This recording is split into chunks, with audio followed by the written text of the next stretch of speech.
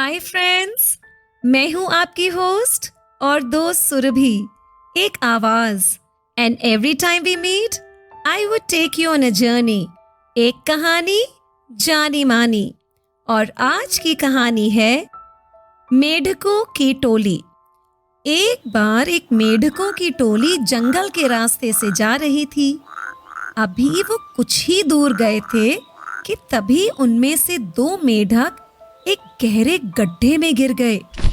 जब दूसरे मेढकों ने देखा कि गड्ढा बहुत गहरा है, तो ऊपर खड़े सभी मेढक चिल्लाने लगे, तुम लोग इसमें से निकलने की उम्मीद छोड़ दो। लेकिन गड्ढे में गिरे दोनों मेढक उनकी बातों को नजरअंदाज करते हुए गड्ढे से बाहर निकलने का भरपूर प्रयास करने लगे।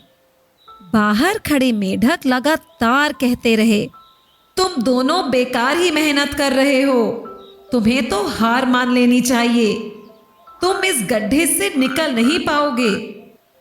अंततः मेढकों की बातों में आकर एक मेढक जो कि बाहर आने का प्रयास कर रहा था, उसने प्रयास करना छोड़ दिया।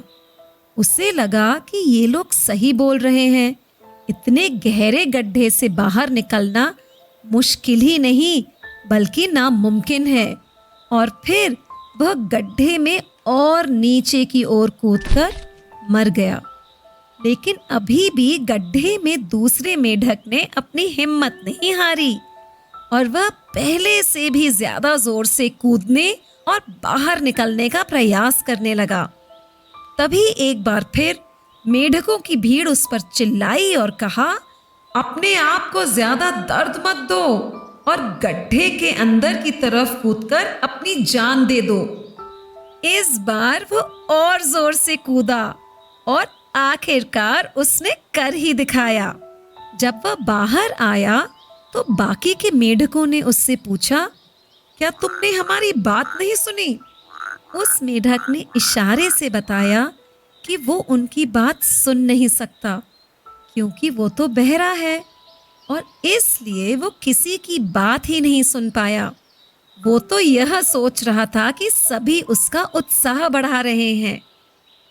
So friends, we realize how words can have a deep impact on one's life.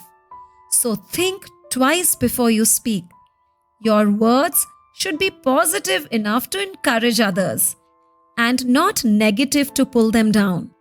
No matter what people think and say about you, let it not affect you. Like the deaf frog in the story was able to escape just because it didn't get influenced by the others who continuously asked him to surrender. तो चलिए दोस्तों, फिर मिलते हैं अगली बार एक और कहानी के साथ।